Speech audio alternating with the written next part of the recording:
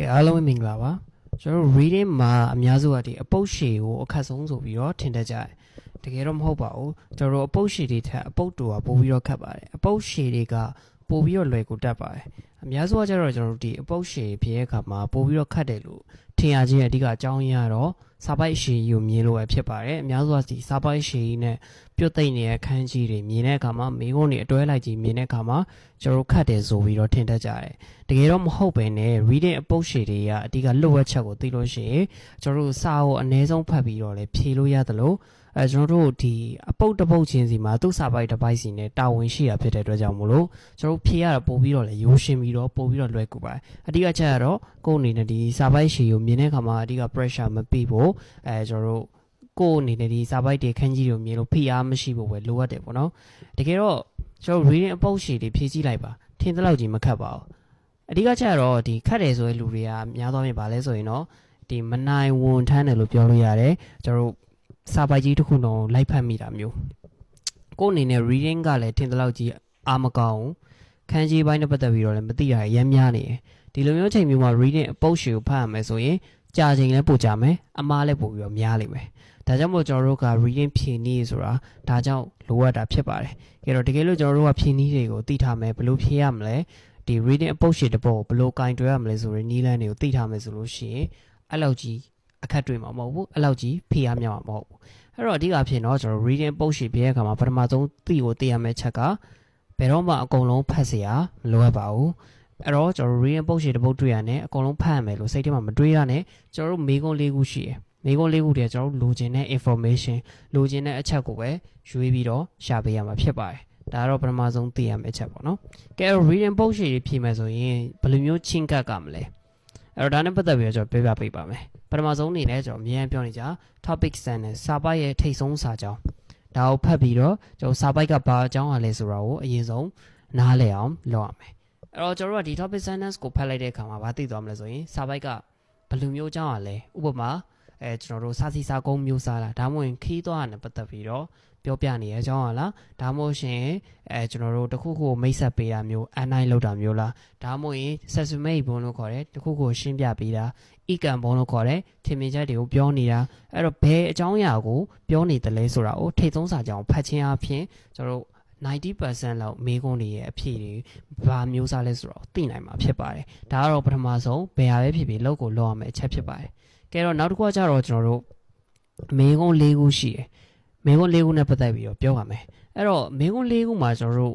့အနှိမ့်ဆုံးပေါ့နော်ကိုက reading ညံဖြဲနေဆိုရင်တော့နှစ်ပုတ်လောက်တော့အနည်းဆုံးမှန်အောင်ဖြေလို့ရတယ်အဲ့လောက်ကြီးထင်းတလောက်ကြီးမခတ်နေဘူးသူကမေးခွန်း၄ခုမှာ difficulty level ခက်ခဲမှုအဆင့်ရလဲတစ်ခုနဲ့တစ်ခုမတူပါဘူးတချို့ဟာတွေကလွယ်ကူနေပြီးတော့တချို့မေးခွန်းခက်ခဲနေတတ်တယ်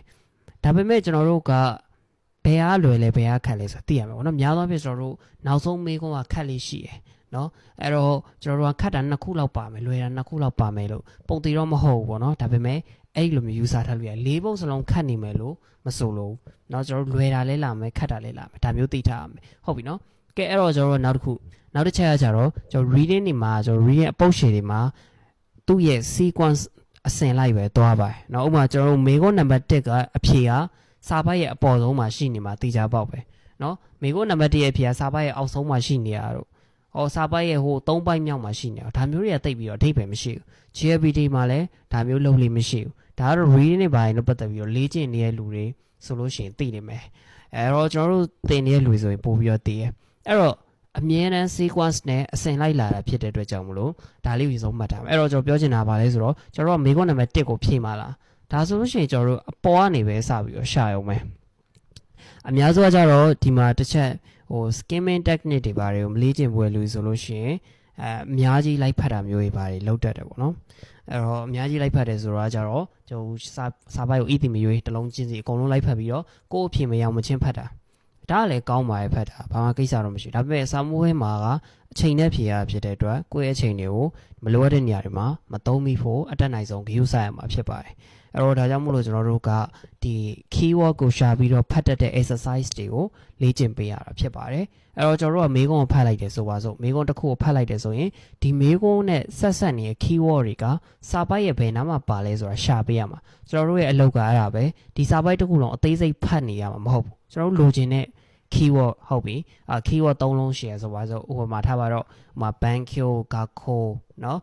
ဒါမှမဟုတ် buff တစ်လုံးပါမယ် ikimas ဟုတ်ပြီဒီ3လုံးပါဆိုဟုတ်ပြီဒီ3လုံးအောင်ဘယ်နိုင်မှာပါလိုက်ရှာ bankyo gakko ikimas ဘယ်နိုင်မှာပါလဲဆိုတော့လိုက်ရှာ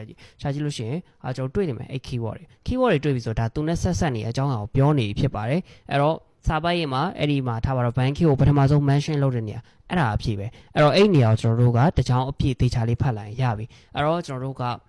ပါနှက်ဖို့လိုအပ်တာပဲဖြစ်ပါတယ်ပြီးရင်နောက်ဆုံးတစ်ခုကကျတော့ကျွန်တော် reading အပုတ်ရှည်တွေမှာများသောအားဖြင့်ထည့်မေးလေးရှိရင်မေးခွန်းမျိုးစားတစ်ခုရှိပါတယ်အဲ့ဒါဘာလဲဆိုရင်တော့မြင်းတာပုတ်စာ underline ပုတ်စာဂျပန်လိုဆိုရင်ကျွန်တော်တို့ kasenbu လို့ခေါ်တယ်ဒီမြင်းတာပုတ်စာဖြစ်ပါတယ်အဲ့တော့မြင်းတာပုတ်စာတွေကအများစုကလွယ်တတ်တယ်ဒါပေမဲ့တချို့တွေကဒီမြင်းတာပုတ်စာမဖြေတတ်သေးတာမျိုးတွေရှိပါတော့အဲ့တော့မြင်းတာပုတ်စာနဲ့ပတ်သက်ပြီးတော့သိချင်တာရှိရင်လည်းမေးခဲ့လို့ရတယ်ကျွန်တော်နောက်ထပ်ဗီဒီယိုတစ်ပုဒ်နဲ့တူမြင်တာပုတ်စာတွေကိုဘယ်လိုမျိုးဖြေရမလဲဆိုတာနဲ့ပတ်သက်ပြီးတော့လည်းဆက်ပြီးတော့ရှင်းပြပေးပါအောင်မယ်အကြမ်းဖျင်းပြောရမယ်ဆိုရင်တော့မြင်တာပုတ်စာတွေမှာအဓိကချက်ကအားလုံးသိရပါလဲဆိုရင်မြင်တာရဲ့အရှိနဲ့နောက်ကပ်ရမှာအဖြေရှိရဆိုပြီးသိထားတယ်ဒါပေမဲ့ထပ်သိဖို့လိုရှိပါတယ်အဲ့ဒါတစ်ခါလေကြားလို့ရှိရင်ကျွန်တော်တို့မြင်တာကစာပိုက် sentence ရဲ့အပြည့်မဖြစ်နေဘူး sentence တစ်ကြောင်းလုံးမဟုတ်ဘဲနဲ့ sentence ရဲ့တစ်စိတ်တစ်ဒေသတစ်ပိုင်းလောက်ကိုမြင်တာမျိုးဖြစ်တယ်တကယ်လို့အဲ့လိုမျိုးကျွန်တော်တို့မေးလာပြီဆိုရင်မြင်းတာပုတ်စာရဲ့မြင်းတာရဲ့နေရာရဲ့ sentence ကိုအပြည့်ဖတ်ပေးဖို့လိုတယ်ဟုတ်ပြီနော် तू ကနောက်ဆုံးအကြောင်းလေးကိုပဲနောက်ဆုံးနားလေးကိုပဲတားလိုက်ဆိုရင်ကိုကအဲ့တစ်ကြောင်းလုံးအပြည့်ကိုလိုက်ဖတ်ပေးဖို့လိုတယ်အဲ့ဒါဖတ်ပြီးမှသာအရှိကိုဖတ်မလားအနောက်ကိုဖတ်မလားစဉ်းစားလို့ရတယ်ဒါဆိုပို့ပြီးတော့ပြည့်စုံနေမယ်ဒါတော့မြင်းတာပုတ်စာနဲ့ပတ်သက်ပြီးတော့ပြောပြချင်တာမြင်းတာရဲ့ပုတ်စာတွေမှာနန်စားကိုမေးတဲ့ပုတ်စာဆိုတာလည်းရှိသေးတယ်နော်အဲ့တော့နန်စားကိုမေးရင်တော့များသောအားဖြင့်လူတွေသိတာမြင်းတာပုတ်စာမှာနန်စားကိုမေးရဆိုရင်မြင်းတာရဲ့အရှိကိုဖတ်ရတယ်။ဘာဖြစ်လို့ဖတ်ရတာလဲဆိုရင်ကျွန်တော်နန်စားဆိုတာကနန်ဤအစားကိုသုံးတာဖြစ်တဲ့အတွက်ကျွန်တော်တို့ဒီ pronoun တွေကိုမပြောခင်မှာကျွန်တော်တို့ပြောချင်တဲ့ noun ကို mention အရင်လုပ်ဖို့လိုအပ်ပါတယ်။ကျွန်တော် example ခုနမှာကြည့်ဒီမျိုးဟာလို့ပြောလိုက်လို့ရှိရင်ဒီမျိုးဆိုတာဘယ်မျိုးလဲဆိုတော့ကျွန်တော်အရှိမပြောပြထားမှသာဒီမျိုးလို့ညိုးလို့ရှိရင်ဘယ်မျိုးမှသိမှာပေါ့နော်။အဲကြောင့်မလို့ကျွန်တော်တို့ကအရှိကိုဖတ်ရတာဖြစ်ပါတယ်။ဒါကတော့အများစုသိပြီးသားကိစ္စဖြစ်ပါတယ်။နော်။ Okay ကဲတော့ဒါမျိုးရှိပါတယ်။ကဲပြီးနောက်ဆုံးတစ်ခုပြောချင်တာကတော့ဒီအပုတ်ရှည်ရဲ့နောက်ဆုံးမေးခွန်း entry ဆိုရင်နံပါတ်4ခုမြောက်မေးခွန်းပေါ့နော်နောက်ဆုံးမေးခွန်းကိုကျွန်တော်တို့ကဘယ်လိုမျိုးဖြေမလဲဒါကတော့အရင်ရိုးရှင်းတယ်အပုတ်ရှည်ရဲ့နောက်ဆုံးမေးခွန်းတွေမှာဘာတွေမေးတတ်လဲဆိုရင်တော့နောက်ဆုံးပိုက်ကိုမေးတတ်ပါတယ်အဲ့တော့ကျွန်တော်တို့အဓိကဒါကတော့90% လောက်မှန်တယ်ပေါ့နော်အဲ့တော့ကျွန်တော်တို့ကနောက်ဆုံးပုတ်ကိုမေးပြီဆိုတာ ਨੇ နောက်ဆုံးအပိုက်ကိုမဖြစ်မနေဖတ်ရမယ်အဲ့တော့ဒီနောက်ဆုံးပုတ်မှာဘာတွေမေးတက်လဲဆိုရင်တော့အထူးသဖြင့်ဆိုရင်တော့ဒီစာရေးသူထင်မြင်ချက်စာရေးသူကနေပြီးတော့一番いいတိုင်းကိုတော့ဒါမှမဟုတ် style တိုင်းကိုတော့စာရေးသူပြောချင်တဲ့အကြောင်းအရာဒါမှမဟုတ်စာရေးသူက message ပေးချင်တဲ့အကြောင်းအရာအဲ့ဒါကိုကျွန်တော်တို့ကမေးတာအများဆုံးဖြစ်ပါတယ်အဲ့တော့ဒီဘိုင်းနဲ့ပတ်သက်ပြီးတော့ဘယ်လိုဖြေလို့ရလဲဆိုရင်စာပိုက်ရဲ့နောက်ဆုံးပိုက်ကိုဖတ်ရမယ်ဘာဖြစ်လို့လဲဆိုရင်ကျွန်တော်စာရေးသူအများစုကသူတို့ရဲ့အတွေးထင်မြင်ချက်တွေကိုသူတို့ရဲ့ option တွေထင်မြင်ချက်တွေကိုကျွန်တော်တို့စာပိုက်ရဲ့နောက်ဆုံးမှာထည့်ပြီးတော့ရေးလေးရှိတာဖြစ်ပါတယ်အဲ့တော့ဒီလိုမျိုးပုံစံမျိုးလဲကျွန်တော်ယူဆလို့ရတယ်နောက်တစ်ခုကတော့ကျွန်တော်တို့ဒီနောက်ဆုံးအပုတ်ကိုမဖြေခင်အပေါ်မှာမင်းကုန်း3ပုတ်ဖြေခဲ့ရအဲ့ဒီတည်းကအကြောင်းအရာတွေကိုခြုံငုံပြီးတော့ဖြေရတာမျိုးလဲဖြစ်နိုင်တယ်အဲကြောင့်မလို့ကိုကဒီကိုဖတ်ခဲ့တဲ့ဟာတွေကိုမမေ့သွားဖို့လိုတယ် summarize လုပ်နိုင်ဖို့လိုတယ်ကိုဖတ်ခဲ့တဲ့ဟာတွေကိုအချင်းချင်းလေးနားလည်ရဆိုရင်နောက်ဆုံးပုတ်ကိုဖြေနိုင်လိမ့်မယ်ဒါကတော့ကျွန်တော်မေကုန်းမျိုးစားဖို့ပို့ပြီးပေါ့နော်မေကုန်းကကျွန်တော်တို့အပေါ်ဟာတွေအကုန်လုံးခြုံပြီးတော့ပြန်ခြုံခိုင်းတဲ့ပုံစံမျိုးပေါက်နေဆိုရင်တော့ခုနပြောတဲ့အတိုင်းပဲဒီအပေါ်အသုံးကိုတေချာလေးကိုကတေချာဖြေနိုင်ခဲ့တယ်တေချာနားလည်မှသာဖြေရတာပို့ပြီးတော့အဆင်ပြေလိမ့်မယ်မဟုတ်ရင်ပြန်ဖတ်ရတာပညာရှိလာလိမ့်မယ်ပို့ပြီးတော့အချိန်ကြီးကုန်လိမ့်မယ်အဲ့လိုမဟုတ်ဘဲနဲ့ကျွန်တော်တို့ဒ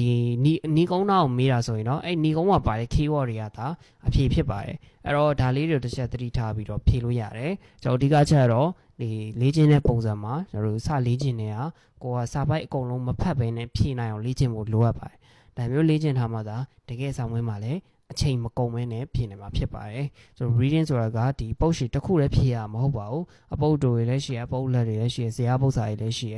and true ဆိုလို့ရှိရင်ကျွန်တော် AB ပုတ်စာတွေလည်းရှိအောင်မယ်မိကုန်းပုံစံတက်တွေပါလာအောင်မယ်အဲ့တော့အများကြီးပဲကျွန်တော်ပြောချင်တာအဲအကြောင်းမလို့ကျွန်တော်တို့ကဖြေတဲ့အခါမှာကိုကဒီသတိရှိနဲ့အကုန်မဖတ်ပဲနဲ့လိုတဲ့ information ကိုရွေးပြီးတော့အာရုံစိုက်ပြီးတော့ဖတ်နိုင်တဲ့စွမ်းရည်မျိုးရှိထားမှသာကျွန်တော်တို့ဖြေတဲ့အခါပို့ပြီးတော့မြန်မယ်ပို့ပြီးတော့လည်းမှန်မယ်အဲ့ဒါပဲဖြစ်ပါတယ်